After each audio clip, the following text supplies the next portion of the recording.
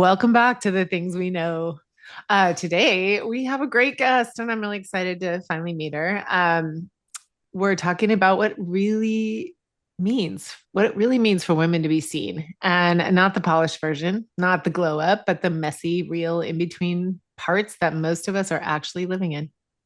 Today, we're joined by Megan Dirks. Megan is the founder of Girl on the Left and a brand strategist who centers women's stories at the heart of both personal growth and the work they put into the world. She is also a two-time international best-selling author and the creator of a global anthology that brings women together to share honest, lived experiences, not just the before and after. Her work is really about helping women stop blending in and start owning the story that is already theirs. Megan and I met at an event years ago through the Health Coach Institute. We stayed connected over socials, and I had the privilege of being on her Girl on the Left podcast last summer. And I am in volume 2 of Girl on the Left anthology out now. So, Megan, I'm so Yay. glad you're here. Thank you so much for having me, ladies. I remember you fondly both from HCI days. Oh, That's awesome. all right. So, walk us into how you got into this work, not just like the highlight reel, but the real version. Hmm. Going through a lot of growth work, right? Knowing that I should be healed enough to share certain parts of me, and yet Mm, still feeling that resistance and friction of, I don't want to. So we look at that and we look and dig a little deeper as to why. Why am I still hung up? Why do I not want certain parts to be public when we are talking very old chapters of life? These aren't things that happened the other day that I was just processing. I thought I did the inner work, and yet I'm still worried about people's opinions, fear of rejection. How will this be received in the women's space or the wellness space? And that's what kind of cracked it open to looking to shift it into a more community-driven movement to have the sisterhood and support to actually get over that hump. mm. Mm, love this. When Tell me, like, when did storytelling become? I'm such a fan of that. Like we recently did an episode of story medicine. Like how it's just storytelling is actually really what connects everyone and keeps a community thriving. When did that go from something you appreciated to something like you felt responsible for, or something you really wanted to like make your thing? Yeah. And I think part of that base is having a 10 plus year background in brand strategy and design, which includes brand-based storytelling. And since especially, 2020 COVID times till present, a lot of people have shifted into leading personal brands and being solopreneurs. And that necessitated us to all look deeply inside ourselves and say, oh crap, what is our story then? If I'm going to be the face of my practice or the face of my endeavor, adventure, whatever I'm building, then what is the story of me? And how does that pair in a professional sense? So, Mm. already guiding people through that a bit, guiding myself through it for my own coaching practice as well was the bones were already there. Mhm. So then the hop into storytelling was more how do we add the visibility portion? And how do we Mm. get people to actually care and hear us and see it and have it really be out there? Which segues into why we led into authorship for women to give them the actual platform to share that story. Yeah, I mean, were you working exclusively with women in brand strategy or no? Exclusively, no, but in terms of what I attracted, absolutely. Okay, Like yeah, we had already spent 5 plus years in the very women dominant coaching space. sure. All of my networks were pretty much healing, actively healing women who wanted to start their own coaching practice and put whatever niche or lived experiences that they already had bundled into that. So it was easily 90% women for sure. Yeah, okay. Mm. But was there an actual moment though, or like an experience that made you like the light bulb go off and make you see women's stories differently? Yes. I view it as the blocker, and it was the blocker for myself, where I'm Mm, like, this part that I'm holding back might be the really important part. And this might mm. be the part that clicks into actually not just having your story and healing your way through your trauma and all the things, but doing something with it. something that will actually make an impact and be heard by other women and move the needle for you if you feel stagnant. Yeah. Okay. Yeah, that makes sense. I want to talk about something like you have so much rich stuff we could go into. You name the toxicity of glow up culture. Can you talk Mhm. about that and like what you're seeing now, right now? Yeah. I'd say even now compared to when I kind of quote that a couple years back, I'd say it's getting better. We're going in a good direction. There's a lot of people now that are sharing their transformation journeys as it actively happens. Mm. So if you look at, and there's no generation cap on this, everybody, you see women in their 60s, 50s, 40s, 30s, 20s, teens doing this, and everything outside of that too, where instead of it being, here's my before and after weight loss photo, look how much weight I lost, to people going live on TikTok or Twitch or Instagram at 4 in the morning being like, I got up, guys. We're going to the gym. Come along with me. And doing it in a more community driven, present focused way as they go, instead of saving all that vulnerability secretly and then just showing it at the end. Hmm. I'm a, Yeah, no, such a good point.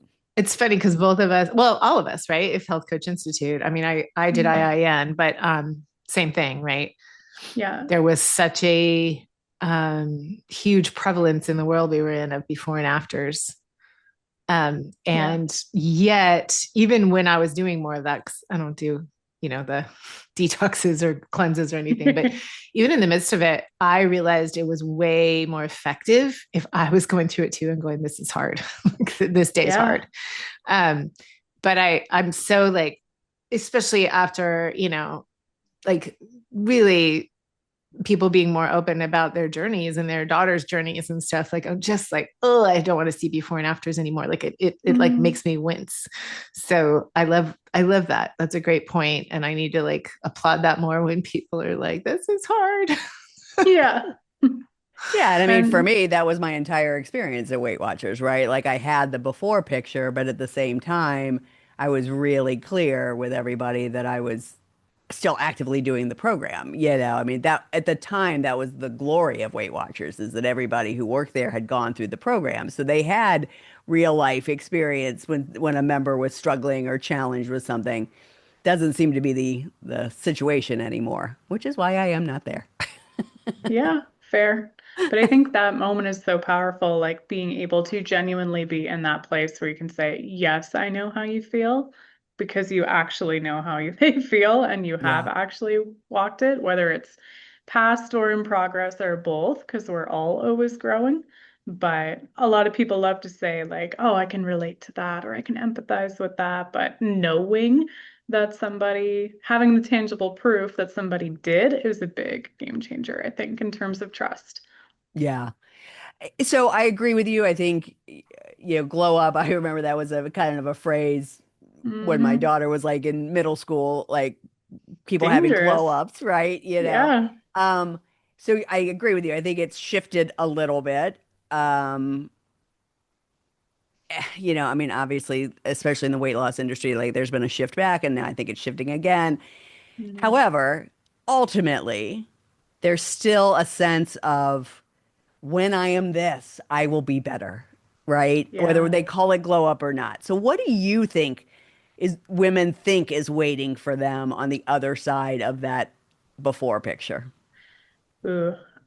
Respect was the first word that came to mind. Mm, wow. Um, yeah. Being Mm. able to say, I'm here now, Yeah. so I deserve a seat at this table. People will listen now. And sometimes that's a visual, physical thing where we still have old mindsets that if you're the more attractive, mainstream, hotter, skinnier one in the room, you will get more opportunities. There are more doors open for you. That is still very much ingrained with women. Yep. Absolutely. And you feel like if you're outside of that box, that you have to fight against it, like you're coming in at a disadvantage. I still see a lot of that. Yeah. No question. It's so interesting because I'm 57 now. So like what's being the kind of transformations being like shown to me a lot, in Mm. the if I go online is neck cream. Yep. And and the other is like, do you have ADHD? Do you need help with executive function? Hmm. Like, is menopause making you Mm. feel crazy? That kind of stuff. And so I was wondering, like, it's just funny. It doesn't really matter what it is, and men are getting fed the same stuff. There, there's so much marketing out there designed to make you feel like you're failing, right? Hmm. And so, like, I love the idea that finding someone who's genuine and sharing a personal journey and acknowledging that you're not failing, right? Yeah. Feels really important here. And I'm wondering if you're seeing the trend. Like there's that market, there's that scarcity marketing, and we were kind of all taught that, and Yeah. there's the like, you're a loser if you don't do this kind of feeling. Or like, are you seeing like a trend with people having success being like, there's nothing wrong with you. Here's what might help kind of thing.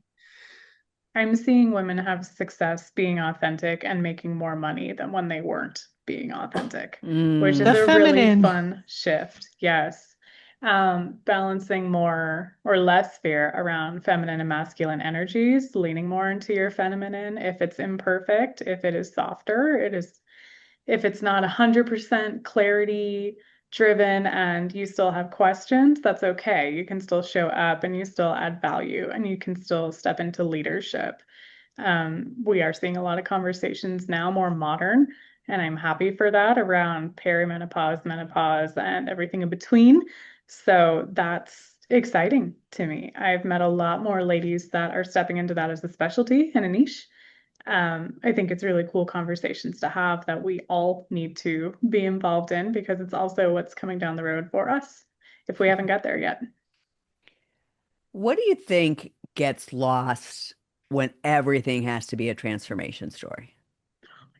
So much pressure. It really is. Like sometimes you just want to live and Right. that be okay. And it not to be documented for both yourself or an audience or whatever program you bought into, that it's part of homework. Sometimes just growing is nice and healing is nice in my book without there being another motive or goal attached to it. Mm. I kind of want to riff on that for a second because like it makes me think of remember Stacy used to say like transformation is actually being different without having to even notice that you're being different, right? So like we will get to it because I do want to talk about the book. But even Lisa was like, "Is this a transformation?" And like, I look at a lot of the stuff I've been through as a parent of a kid with certain needs. Like, is it a transformation? Like, because we have this idea it's supposed to be this like go through cross Rubicon and like it's completely different, and not Right. everything is a caterpillar to butterfly. That is still just as significant. So I love that you said that because it's I can't tell you how often when I was doing the coaching zone at HCI that people would be like, I don't know, I haven't been through anything hard. It's Right. like, I don't Yeah. know, tell me a couple things. I'm like, what about that? Like what about that? It's so interesting that like we have to have like almost been, you know, on death's door to tell a story. Severely traumatized, yes. Yeah. And I run into this with the ladies all the time that come in for the book. Some of them I kind of handpick and reach out to because I know they have a killer story on a more personal level. And some of them respond to me being like, "What? You want me in the book? Why? What part do you want me to speak on that you think is cool?" And it is that. We've also got comments in group calls between the authors, a lot of comparison between the women's stories. Mm. Well, my chapter isn't as impactful as X other person, or this isn't really a big deal compared to. And the truth is, like, we're all sitting easily on 5 to 10 different stories from various chapters and lived experiences. And it's not a competition, right? In terms of who had the best trauma. Like, what a weird concept, right? Right. So the goal is to definitely hit on some heavier themes, yes, and we always have those. But there's also a mix of everyday women as well, where you just need to hear from somebody else that, I went through this minor-ish thing compared to XYZ, but it still consumed like a year or two of my life, and it still required a lot of work. And even if that's just learning to co-parent amicably, um, things like that, they still matter. Mm, Yeah. I was just thinking about that. Like someone I'm working with who is finally noticing things that she used to really react to that she Mm. doesn't anymore. And I'm like, that's That huge. matters. that's Yeah. huge. Yeah. Yeah, even I listen to my intuition now, and I didn't before. And these last 2 years have been different in XYZ ways. That matters. There's not Hmm. necessarily always a glaring catalyst. Mm. Such a good point.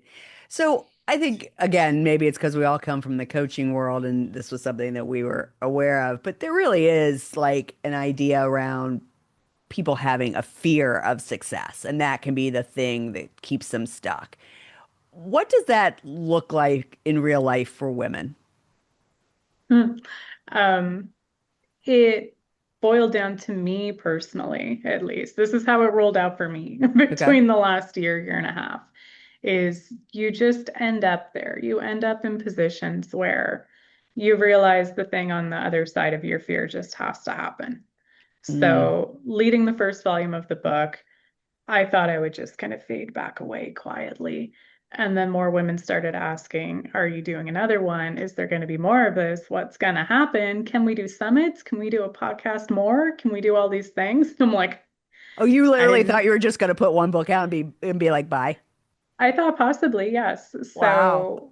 So, rapidly stepping into more of a leadership community role, being responsible for other women's stories, Mm. being a podcast host, being an in-person host MC, being a virtual summit host MC are all hats that I can do, but my little hermity introverted self, doesn't gravitate to fall over to do them, right? Right.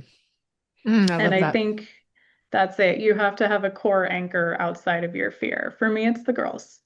I Oh. want to give them the platforms, therefore, someone has to facilitate it. And I am the one that started it, so it's probably going to be me for now. This leads really well into my next question because it's like your own journey, but where do you see women pull back when things really start working? Ooh. Um, Opening doors for them and them still not wanting to walk through them with me is a big one. Where we do have good connections to say, hey, you've wrote this story. We've worked through it as a community behind the scenes. Would you like to go share it on stage? And they're like, what stage? How big's the stage? Where's the stage? Mm. What do I? And I'm like, hey, we're going to need your speaker reel or your one sheet or something. Do you have a bio on hand I can put forth to this person? And they're like, oh crap. They're not ready for the cascade of what comes after they share. And most of the Mm. time, it's what they wanted. It's more visibility, it's more lead generation, it's more eyes on them, and it leads to more conversions and more income, which is what we all want. But there's still hesitation when that actually starts to click into happening.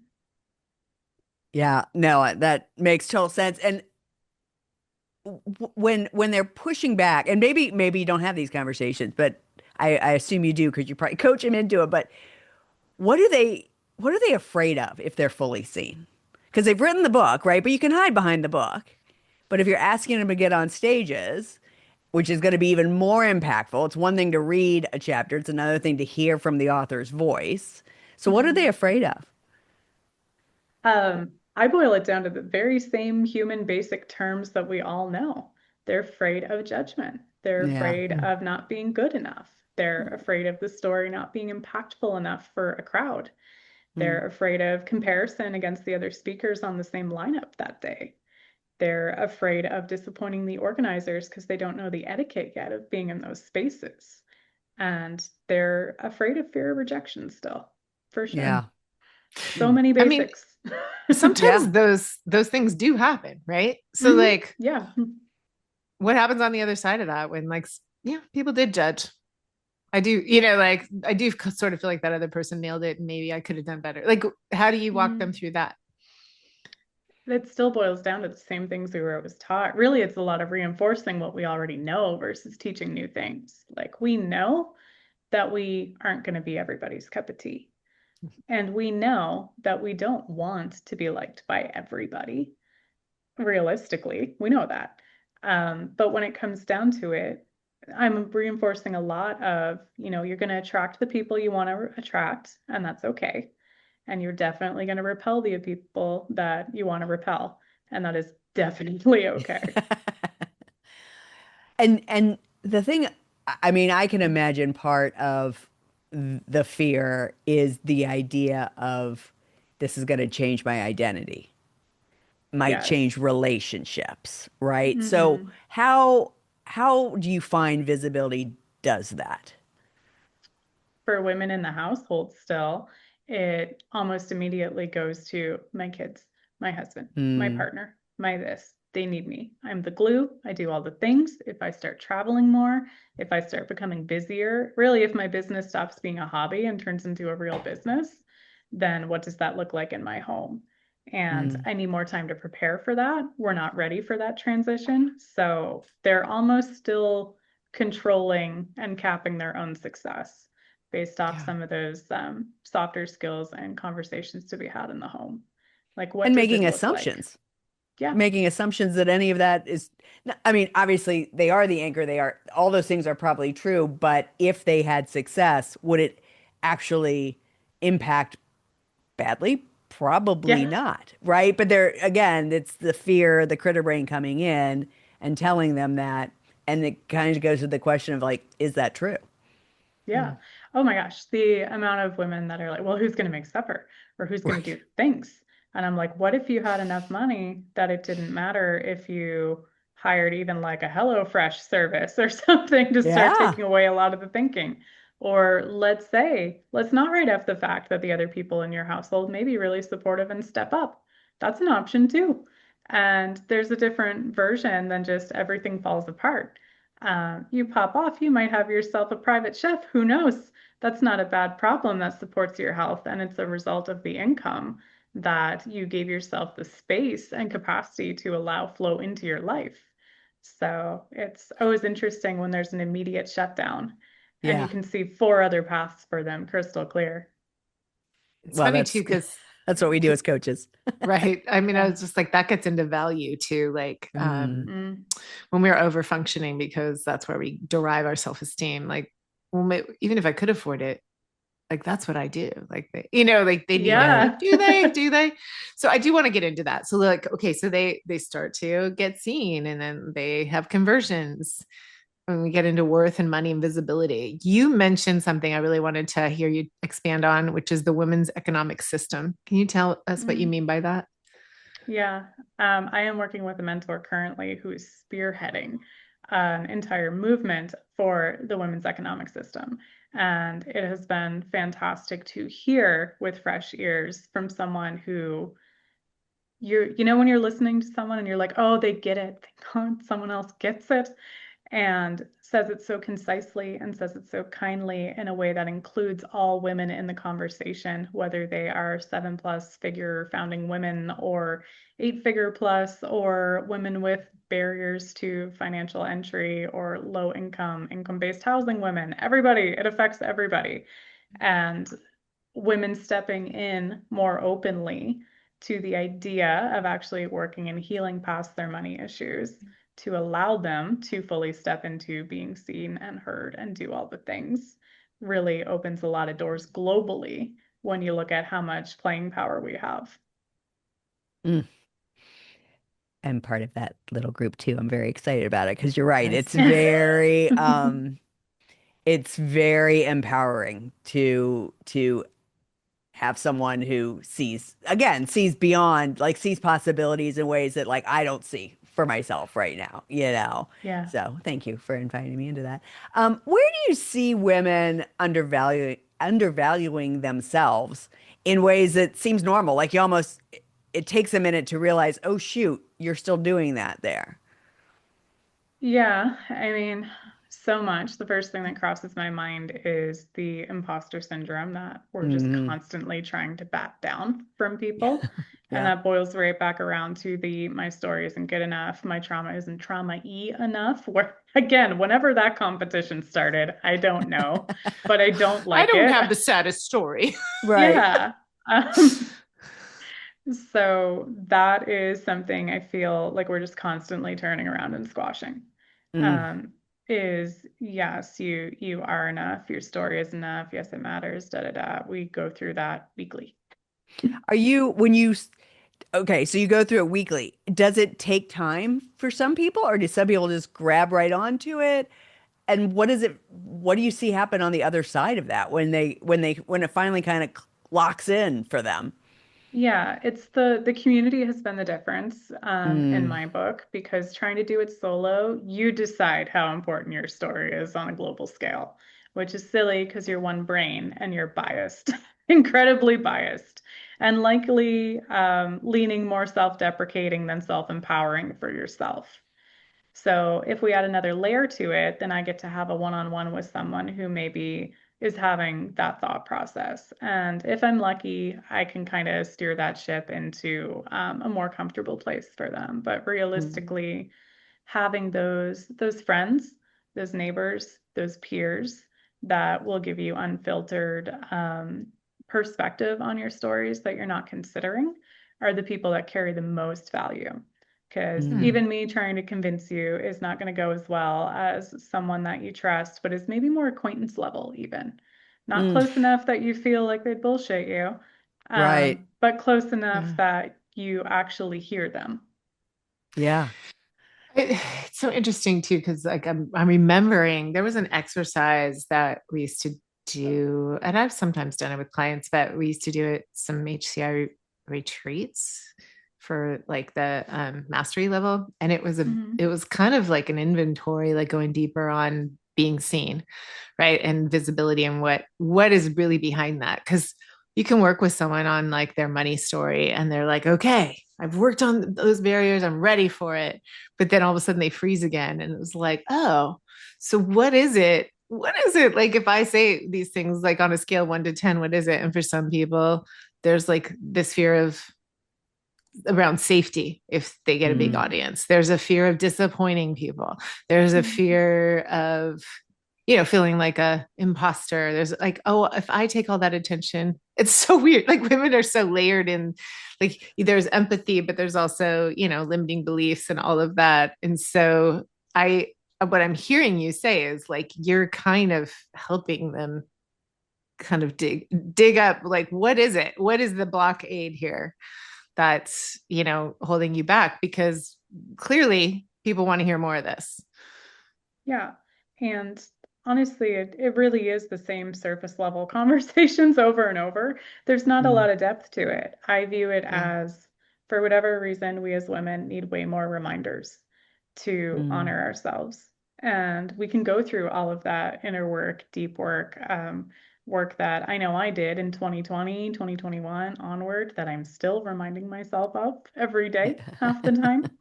So, whatever that is for us, the amount of reiteration needed for women to actually get it and remember all those things we were taught is real. That's really real. Mm. Mm. Wow. Yeah. What do you think the difference is between sharing vulnerably and then sharing from a healed place? Yeah. I That love this one. question. Yeah, and there's things that admittedly in my story when I put out the first volume of the book, some people that knew me closely were like, "Well, you lied because you omitted the truth." Or where was this part? Or XYZ part that they knew about me on a personal level. Mm. And I was like, honestly, fuck you, frankly, because if it's any other situation, whether it's around relationship structure or relationship identity, if you're coming out as gay, whatever that looks like, um, it's the same kind of logic of like, you don't out somebody else's story, right? Mm. That's Mm-hmm. for them to come forward with whenever they have privately healed it. And when they are Mm. ready to share it with the world, if they're ready to share that portion with the world, then that can be a public discussion. So for me, I held some things back from book one that admittedly still aren't going in book two. Maybe book three, Mm. I'm leaning on it, Mm. but we'll see. We kind of like continue to process. So yeah, the vulnerability that goes into that is something to me, and whatever your higher value or belief systems are, is meant to be your version of sacred until you Mm. are good with it. So we like to say if it's um, if it's a scab and you can still pick it off, then maybe it's not ready to share. If it is a scar, then you're probably good. Which is so Mm. interesting. I know we're going to get into it in a second, but there was some, I felt like I healed from writing the chapter to some extent, you Right? know. Um, we'll talk about it in a second. Kari. Yeah, I mean, I have a somewhat similar experience with a book that's coming out that I wrote a chapter in it, but this was for moms of kids with medical Mm. and special needs. And again, same thing. Like for me, it was like, wow, like just the personal journey that took me on was so great, like better than almost any therapy session I could ever have.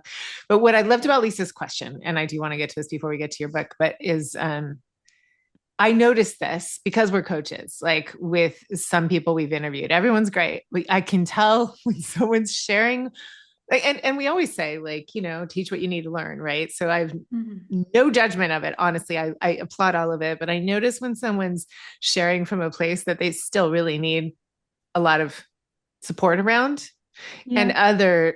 other times when there's like, oh, I'm on the other side of it, and this is like what I learned, and if this is helpful for you, I'm just chapters ahead in the same book, and I'm not saying one is better than the other. I just notice it, like it's Yeah. really obvious. um oh, maybe only to us because we're coaches, but like we recently interviewed a couple of people where I was like, she was great, and ooh, like she's really in it. and Yeah. Mhm. and Yeah. it's great because that's helping her get through it by talking about it. Like she's literally in the middle of it.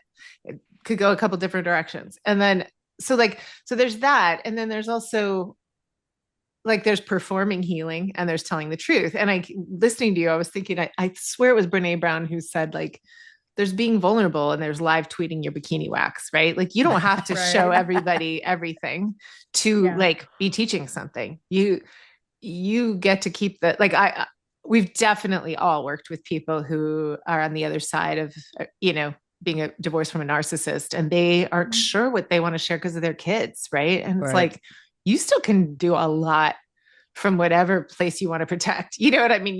There's a lot of wisdom and a lot of directions you can come from, but like there's that danger of being like, I figured this out. and Yeah. and not feeling like you can do it without having it figured out. Yeah. And I'd say one thing we came across in volume one too was we had one lady off the top of my head, and I know she shared this publicly, but I will keep her anonymous for now. We did her podcast where we go deeper. Anything that didn't get into the word count for the book, we kind of let the ladies dive further, other thoughts they wanted to add on, things that didn't make it quite to print.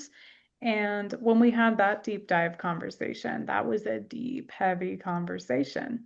Mm. And joking, not jokingly, she came to me after and said, I'm going back to therapy now.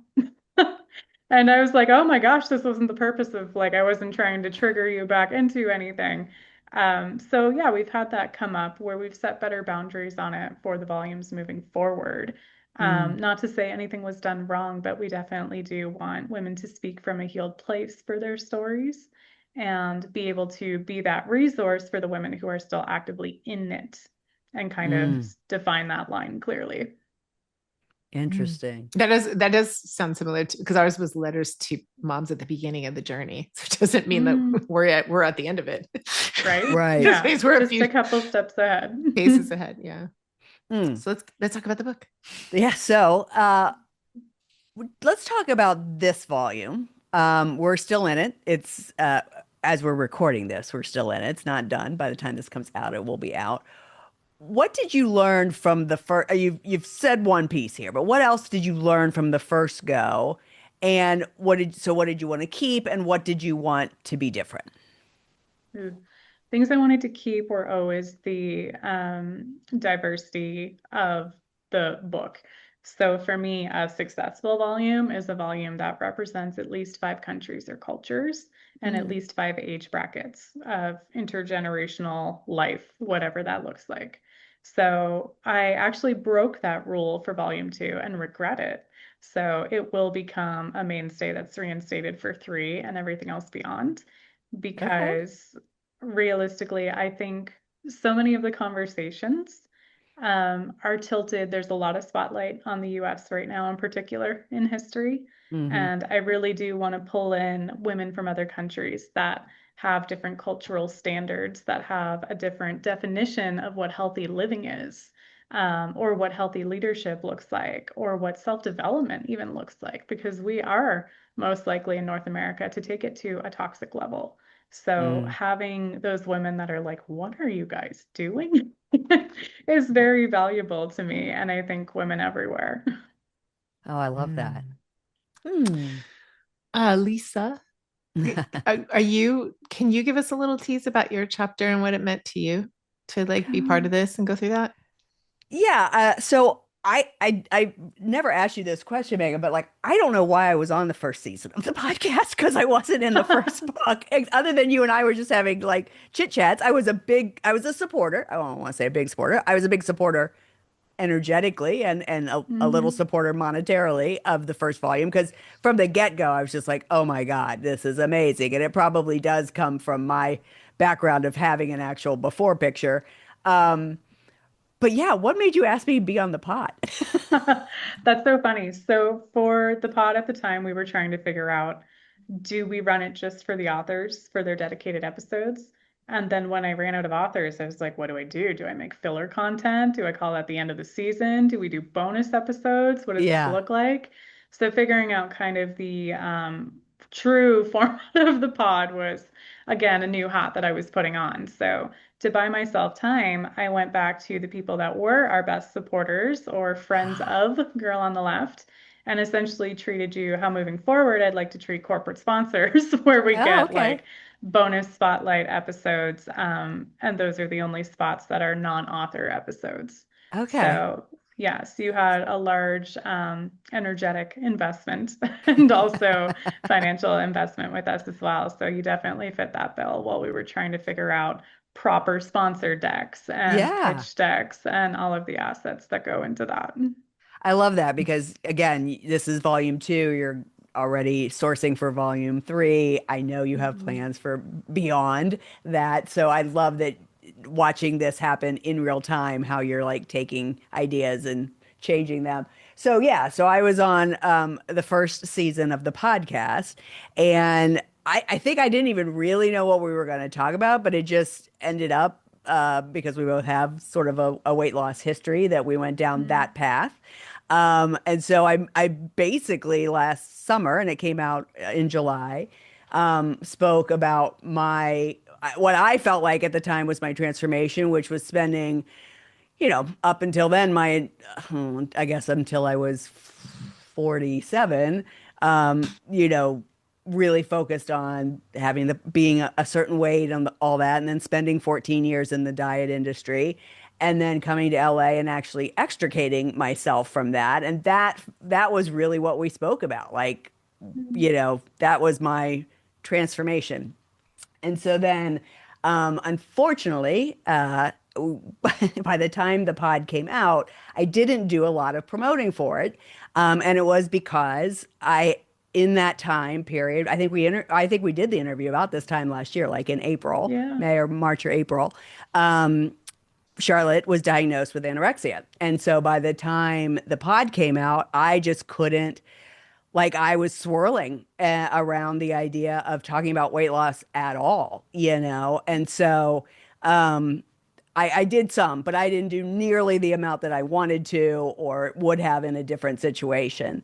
And so then you and I, again, we've just been chit-chatting back and forth over socials. And Yeah. I sent somebody to the book that, again, somebody Kari and I both know, Lark is also in the book. And that got us on a phone call and got me crying. And then you were like, I just want to ask one more time. And because I was thinking, like, again, my whole life and my idea of my before and after is around the weight loss industry. And so I just sort of thought, like, I don't even know if I can, what I'm going to talk about, to your point of what every woman sort of says.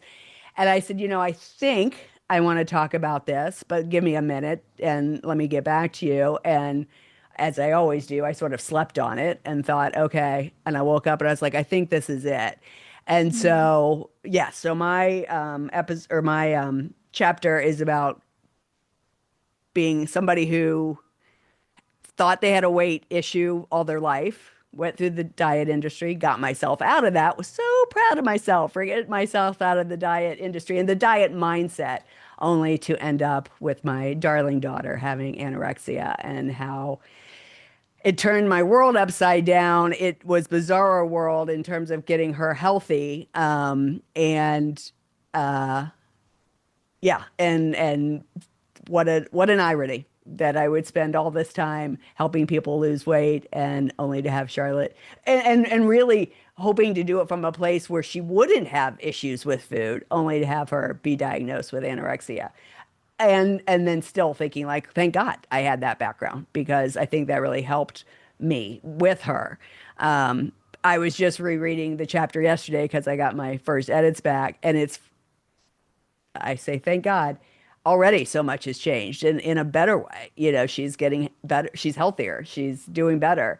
Um, so it's funny already how that's by the time this book comes out, hopefully she'll be even better off. So and all that to say, like, um, I ended up writing it in in three parts, right? Like I wrote my younger self story, I wrote my diet industry story, and then I wrote her story. Um, and I think it wasn't hard to do because I did it that way. I I I did it sort of chronologically. Um, yeah, I think that does that answer the question? Mm. Yeah.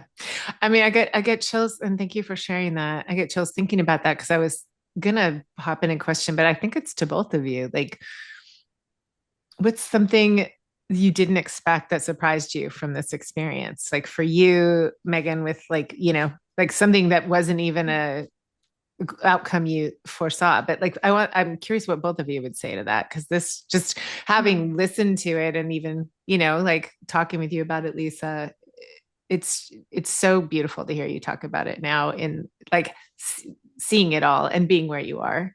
Yeah. Do you want to answer that? Yeah. Yeah, I'll take a stab at that. And I want to say also, just for a side note, like when I approached you, Lisa, again with the whole like, hey, want to get in the book? Because it was, again, you're one of those people that I'm like, I know you have a killer story. And you're here with me being like, can we hop on a one-on-one? I'm not sure. What do we do? How do we Yeah. frame it? And I'm like, I don't really care and it doesn't really matter to me. Just get in. Um, And I and was trying to freaking do out. that. You know this. Yeah. I submitted it. Kari was with me because we were at our retreat and you sent me a note and it popped up and I don't Kari was talking to me. I have no idea what she was saying. Like my heart dropped because I was like, "Oh my God, what's she Remember gonna that? say? What's she gonna say?" I like kind of went like blacked out. And you were very kind, but go ahead. Sorry.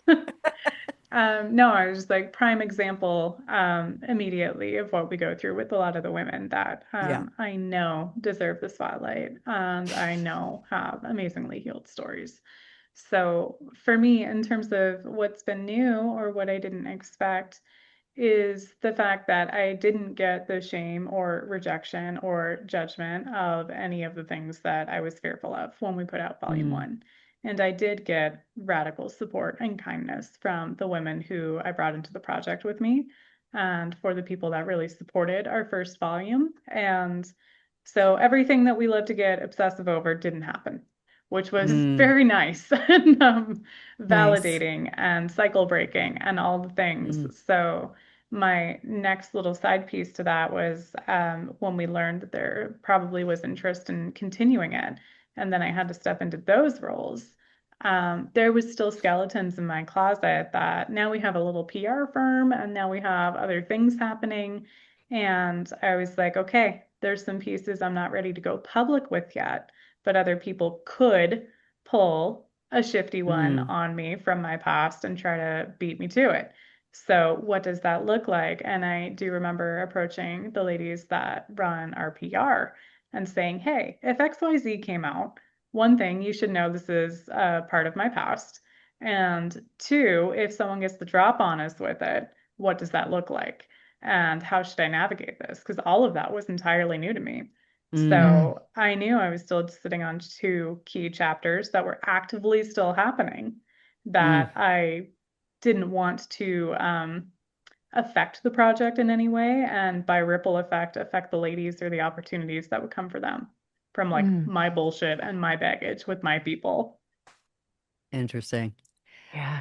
Well, I'll shout you out because, and I said this, and I'm so glad you grabbed it because I introduced you to another person for potentially to be in volume 3. And I said, you run a kind and powerful ship.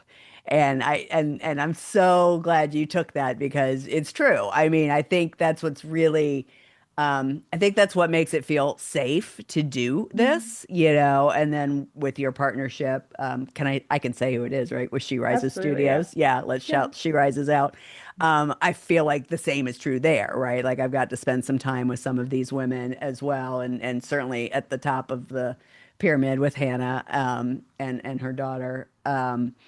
Like that's a I think that's what's so fascinating about all of this is it's a I am witnessing, Carrie and I already know this, but I'm witnessing in real time with people I don't know, not you, but Mm. She Rises, that women don't have to compete against each other. We can actually bring us into everyone into the fold. And with that, speaking of ships, like all ships rise, So the bullshit that we've been taught about, you know, pitting women against each other, it's just that it's complete bullshit. And so it's really I'm very excited about being part of this community, not only with you and Girl on the Left in general, but everything that She Rises brings to the picture as well. Because I just think it's it's almost like overwhelming and just like how are they doing all of this, right? Which is Right. aspirational in and of itself. I'm like,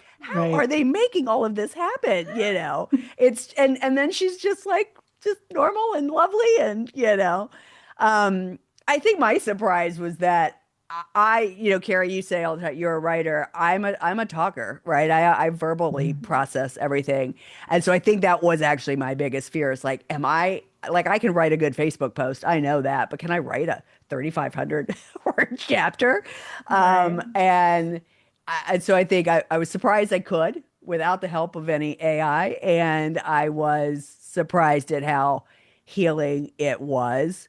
Um, yeah, I think those are the things that surprised me for sure. And I Yeah. and I, I feel like the other women feel that as well. I love Yeah. that. We've got Like, some of the best takeaways I've got have been that the ladies find the writing process therapeutic in a way that they did not expect. So Hmm. that's yeah. not something we market. I don't have that as like a bullet point on the investment for the package to come into our project, but it's become very true as a pattern that people get that side benefit as well. Mm. This sounds unrelated, but I feel like it's all related these days. I have a good friend who's a hospice nurse who went and got a master's in narrative medicine, and Mm. she's doing so much with like people in all industries on these retreats are just writing and writing as their therapeutic process. People who maybe don't want to do other modalities. She's doing this a lot with veterans, right? Like they coming through and Mm. writing, and then some of them are going on to like write books, which is not exactly what she's set up to do. She'll like refer them off, but it's really cool the experience of writing being like your healing journey and in the process helping other people. That's so cool. Mm. Look what you're Yeah, doing. So neat. agreed. So we asked you about a song and you shared The Line by 21 Pilots. Yes, Yay. I I love, love, remember. love this song.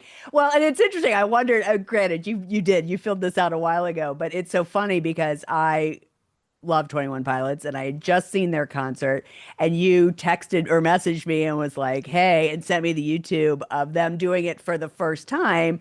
You got to see Hmm. them do the line the first time live. It is hands down one of the best concerts I have ever seen, which says a lot considering how many concerts I've seen. I adore this song. Why did you pick it? Ugh. I picked this one. Okay, a couple of reasons. First off, when I saw it performed live, it was at the Video Game Awards that happen every year. And I watch that because I'm a nerd and that's a big part of me, aside from the business part. So when they get more mainstream live performers in there, I'm always excited. And there's a lot of like Imagine Dragons in that whole Mm. industry and a lot of things Mhm. going on. 21 Pilots was one of kind of like my bands from the 90s, early 2000s growing up. Yeah. And they were one of those bands that didn't do a lot of prominent music for a long time. And then they come back with something. So this was the first way that I witnessed them in a more recent modern way. And I just remember how emotionally driven that performance Hmm. was, Yeah. how much Mm. the room felt it. And it's one of those ones I just can resonate to lyric wise as well. And I feel like applies to so many people. So, like the way they open it is beautiful, the way they Hmm. close it is beautiful, everything in between is beautiful. And really speaking from a deep place of like inner healing without it sounding like it's like a happy wellness song, right? Like there's actual depth. It's That's not a song that you'd necessarily play at one of our like women's leadership conferences. Up there with like Katy Perry Roar and like all the right. things we hear on repeat, right? Rise up. Yeah. Yeah. Yes. And I'm like, I don't want to say I'm jaded, but I'm so over those. Yeah. The Yeah. Yeah. playlist for women's events is just the same Manipulate everywhere you me. go. Yeah. Yeah. Yeah, Yeah. let me just sacrifice to the vulnerability and then we will rise and party and dance. And like all those things are lovely. True. And also I would just like to see some fresh takes on it as well. I mean, That's that's so cool. to me, I think that's the thing. I am my son's into the lore more than I am, but I think that was the thing that struck me and strikes me about them all the time. So if you haven't listened to 21 Pilots, you're like, really? Lisa likes 21 Pilots? Every one of them, their songs is very, I mean, he sings and writes, they both do, write about anxiety in a way that Hmm. I have never really seen. All of their songs, they're happy, they're dancey, they are amazing in concert, but their songs are heart-wrenching. So yeah, Acoustically. oh Yeah. my gosh, yeah, amazing. Okay, so I picked two lines. Um, so the first one, it makes total sense, which is stay your pretty eyes on course, keep the memories of who I was before. And then later it says, stay your pretty eyes on course. I guess I've never really faced my fears before. I am telling you, Mm. like I was listening to it this morning as I was working out and I had like full body chills. Like this song is so beautiful. And it does. It really, it absolutely is in alignment with what you do and Girl on the Left in particular. Yeah. And Yeah. admittedly, like visually, I look distracted here because I'm pulling up the lyrics on my phone because we did Okay, do this good. so long ago. So I wanted to not misquote it because Yeah. for me, the opener, which also Mm, serves as a repeated chorus throughout this yep. song, was very, very relevant to my personal physical health journey. Okay. So hearing my body's on the line now, I can't fight this time now. I can feel the light shine on my face. Did Mm, I disappoint you? Will they still let me over if I cross the line? And that Mm. opener for me, again, full body. yeah, and I had spent six I want to say six trips out of country for my own physical health, undergoing major surgeries in my 20s.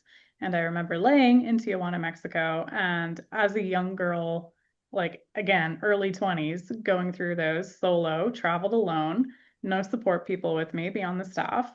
And you are assured you're going to be okay because you're young and you're healthy otherwise, and all the Mm, things. But I'm like, what if I don't wake up? mm, Like that was really real. And Oh, wow. for that benchmark in my life, if I don't wake up, what have I accomplished so far? And if I do cross mm, over, like, did I leave any imprint on the world at all? Like, even within my Mm. family of like origin, right? Like, I was barely out in the world yet. And laying there being like, well, something could go wrong. I signed the papers and I know the complication rates are low, but if it takes a turn, it takes a turn, and there always is the possibility you don't wake up. So what does that look like? Wow. Wow. And now you know you have had such an impact on the world. I was Yeah. listening to the song when, before that, just preparing for this, and I had the same like full body chills listening to that opening because I hadn't heard it in a while, and I do love them. And I like, I don't know how anyone listens to that who's lived any kind of life and doesn't feel that. Wow, thank you for sharing that. I mean, at the Yeah. concert, I remember Liam looks over at me. He goes, I'm just going to warn you. This is going to be one of those concerts where everybody sings the entire time, like kind of like dismissing it. The minute Yeah. they came on, we stood. I have not stood at an entire concert like that. And the entire arena, which was sold out, it was the final night of their tour, Mhm. was standing and singing at the top of their lungs. And it was moms and it was kids that were younger than Liam and it was kids, Liam's age, people, a lot of people, obviously your age, because that would have been, Liam was sort of in middle school when they came out. Yeah. The and the diversity and the age diversity, like, and that speaks to it, right? Like if you listen to 21 Pilots, if you follow them at all, like they are singing about lived experience, no question. Hmm. And Mhm. shout out, they're from Columbus, Ohio. What? Oh, that's cool. Yeah. All right. So if someone is listening to this, or everyone who is listening to this feels like they're still in the messy middle, what would you want them to hear? Uh, there's already whatever your messy middle is right now that pertains to your particular chapter you're in. A reminder that you've already kind of closed a decent amount of chapters behind you as well, and also that riffing off your retrieves, there are future chapters, and the best is yet to come. Mm. So Hmm. you really are in the middle at any given time, and that's okay. And it doesn't devalue your past lived experiences, or it doesn't take away excitement from the ones that come next still, too. So there's Mm. always Oof, something apart that is ready and available to share, that's a even if you're not good. ready to share the current messy part, which I totally Yeah. get. Yeah. Yeah. So where can people find you if they want to learn more or connect with you? First point of contact for me directly, if you want to skip all the crap, is my LinkedIn. And beyond that, all things Girl on the Left, very easily searchable, website, socials, all the things. But if you want to have a direct conversation with me, come find me on LinkedIn. Mm. Awesome. Oh, well, Megan, I mean, I think when we met in, was it Dallas? Dallas is, or Charlotte? Which one where did we? Charlotte, Charlotte. Charlotte, Okay. North So the Carolina. final HCI Live. Wow. Hmm. Lark, that's for the first one, the only one Lark ever went to too. Oh, So that's it's, right. I mean, Oh, it's, she was there. yeah, yeah. I didn't meet her then, but yeah, that she was there. Cool. Um, wow, what a moment in time. I'm so glad that we are still connected and even closer now than we were back then. So thank you Agreed. for keeping me at top of mind because this has been an amazing experience and I'm excited to see what goes forward. For the rest of you, thank you so much for listening. Also, she said LinkedIn, but go listen to Girl on the Left podcast. Their Oh, yeah. season one's out there. We made that. Yeah. Yeah, yeah, yeah, that thing happened. So you get to hear all the authors from the first volume. Can they still purchase the first volume? Is that going to get Yes. reissued? Yeah. Oh my gosh, yeah. That's available on Amazon and a bunch of other retailers as well. Amazon is your quick, dirty, easy. If you want it same day for your tea and your cozy blanket tonight. For sure. Yep. Okay, good. So Um, you can listen to the podcast, hear all the first season authors or first volume authors, me as well. You can buy the first volume. I have it. It's amazing.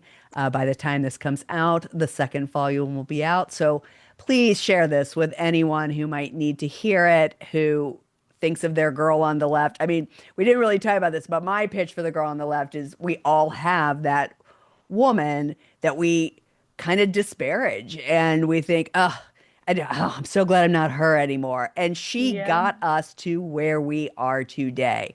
So, Girl on the Left is all about propping her up and thanking her for everything she went through so that we could be here today. So, please go Mm. follow, purchase, like all the things, and then also do that with us as well so you never miss an episode.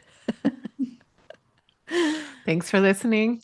And Bye. thanks for being here, Megan. Bye. Yeah, Yeah. thanks, Megan. Thank you so much, ladies, for holding the space and having the conversation with actual depth because I don't do well with surface level crap. No, I can't even picture Me you neither. doing surface level. When you said you were having a surface level conference, I'm like, how does she do that? Yeah.